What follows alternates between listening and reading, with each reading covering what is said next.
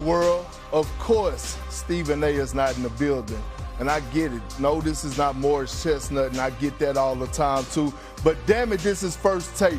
I got the legend, Michael Wilbon, in the house. My girl Shay in the house. No Stephen A. We diving into the Knicks fumbling the bag. The Denver Nuggets getting taken down by the Minnesota Timberwolves. And I'm in this seat today.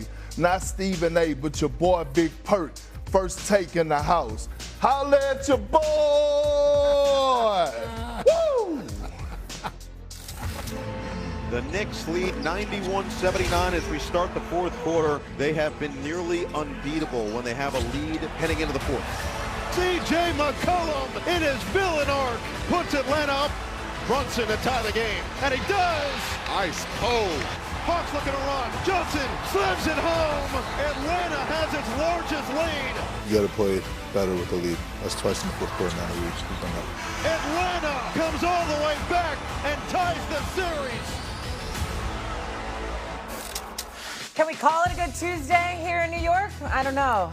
Knicks and Hawks last night at the Garden. We'll dive into that in a minute. In the meantime, look at you at the cold open, Big Perk. Hey, you know what it is when I'm in the building with my Chi-Town people. That's right. You know what they say, you know what Bernie Mac said? Chi-Town, don't pay a country boy nothing. But people from Chicago don't say Chi-Town, right, Wilbon? We won't. That's right. We don't eat deep dish either. That's another Well, that's you. I do. Come on, Shay. We'll do this later on. Anyways, let's go to what we saw last night. Hi, Wilbon. How are you?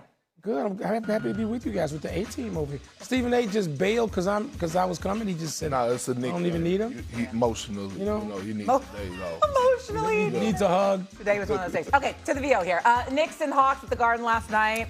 And despite New York leading by 12 heading into the fourth quarter, the Hawks won by 1. Mikal Bridges' jumper, a miss as time expired. CJ McCollum, 32 points. Kuminga put in 19.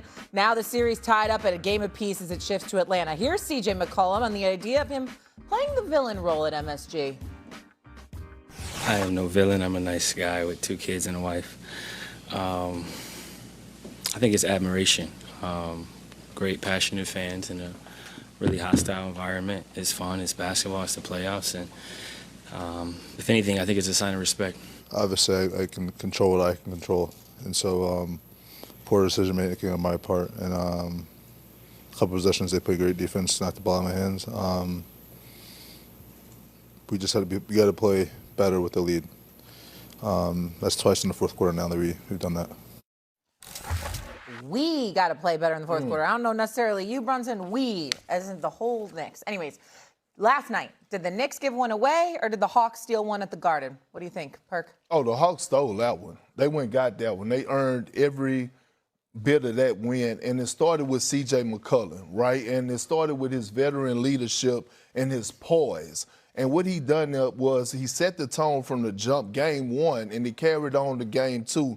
And then all of a sudden, we saw Jonathan Kuminga come in off the bench, right? I know CJ is getting all the love, but Jonathan Kuminga, by the way, somebody for Golden State needs to be fired for making that trade. That's how tremendous this guy upside is when you look at what he brought to the table last night. His athleticism, the 19 points off the bench, just his whole championship experience and everything he brought to the table. But the Atlanta Hawks, I got to give a lot of credit to Quinn Snyder, the substitutions that he had out there, like having that lineup where he had the offensive guys out there. It was just a beautiful thing to see. And the crazy thing is that we witnessed the Hawks get a 1-point win on the road, and Jalen Johnson still hasn't played his best basketball.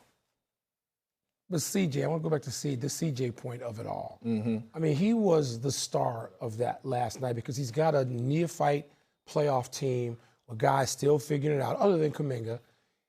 And he sort of settled them down by doing with all these antics, I thought, with dealing with the Garden, basically telling his own players, this is not too big for us. We're fine. We belong in this spot. And I think Atlanta, absolutely to your question, Shay, stole a game from the Knicks last night. And yeah, the Knicks got into, as Brunson, referred, bad habits late in game 1 that carried over to game 2. Now what? I mean, can they eliminate those things? I'll tell you another bad habit. I thought they were past, Perk, the point of not involving Cat late in games. Jalen Brunson's the best player on the Knicks. Cat, at times, will have to be the most important player in a series. And when you have 2 shots with your Karl Anthony Towns in the fourth quarter, not enough. And by the way, I know I'm getting a far field. Can you go with double bigs? Mitchell Robinson was terrific early. And then he and Cat just sort of, I don't want to say they disappeared. Whether it was focus, whether it's something that Mike Brown will have to do, whether it's something Jalen Brunson as a forward general will have to do, those guys have to be incorporated, or we can see the same thing in Game 3 in Atlanta. No, I agree. And 50% of the blame goes to Mike Brown, and the other 50% goes to Jalen Brunson. You know, you're the head for us getting Karl Anthony Towns involved more, especially in the fourth quarter. And you're right. He is the most important player on the Knicks team. If the Knicks are trying to go to the promised land, they're going to have to feature Karl Anthony Towns. He's one of the best shooting bigs to ever play the game. He's one of the most skilled bigs to ever play the game. On top of that, they had nobody that could stop him, nobody that could guard him on the Hawks team. So I'm not understanding. As the point guard, Big Body Brunson, you're out there on the floor. How about slowing up the game and saying, you know what, hey, get your big behind down here on this low block, or get to this nail. We about to run the play to get you downhill or get you to isolation or put you in the spot to put you in position to be successful. Love the idea of the big lineup. Mitchell Robinson, Karl Anthony Towns. We saw a lot of that in Minnesota with him and Rudy Gobert, and they had good success with that. So I just don't understand why the Knicks been battling this whole identity crisis offensively when it comes down to featuring Cat in the offense. We see his numbers this year took a dip anyway. I thought they got it right towards the end of the season because we were seeing more two-man action and Cat being involved. But Cat, this one, you can't blame this one on him. He played his behind off on both ends of the floor. It was confusing to me, too. Like, there were some lineup changes there, and then you have both Brunson and Cat on the bench, and then you let the lead slip away. And then they went back to it again late in the game. The same thing. They had them both on the bench. And after the game, I know Mike Brown said we had tried those lineup changes a few times, and they were successful. Well, they weren't successful last night. One of those two should be on the floor at all times. I didn't understand that. Like, you watched it dissipate. And then we have the issue with CJ McCollum.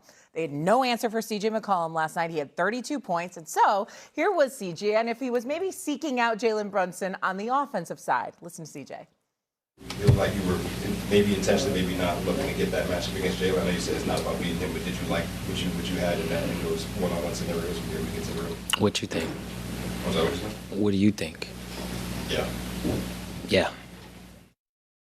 Now, listen, I know he said he's not the villain. I love it, too. I love it. He's not the villain. He's got 2 kids and a wife, but those kinds of answers is what makes him a little bit of a villain at MSG.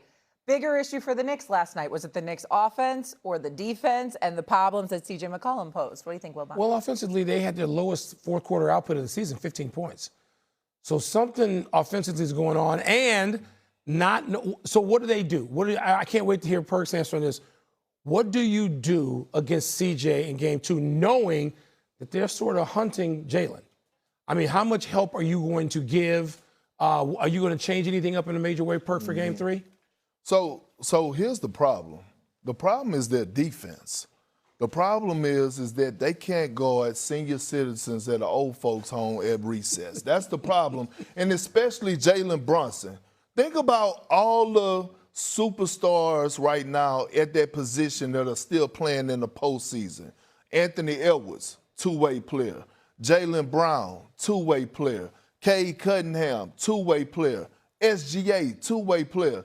Do you realize in this series that CJ McCollum is 9 for 12 when Jalen Brunson is guarding him? At some point, Jalen Brunson got to have some type of pride and say, I'm going to sit down and I'm going to be able to slide my feet just a little bit. Just a little bit. I'm going to take some pride. You're not going to continue to pick on me. Even the floater down the lane last night.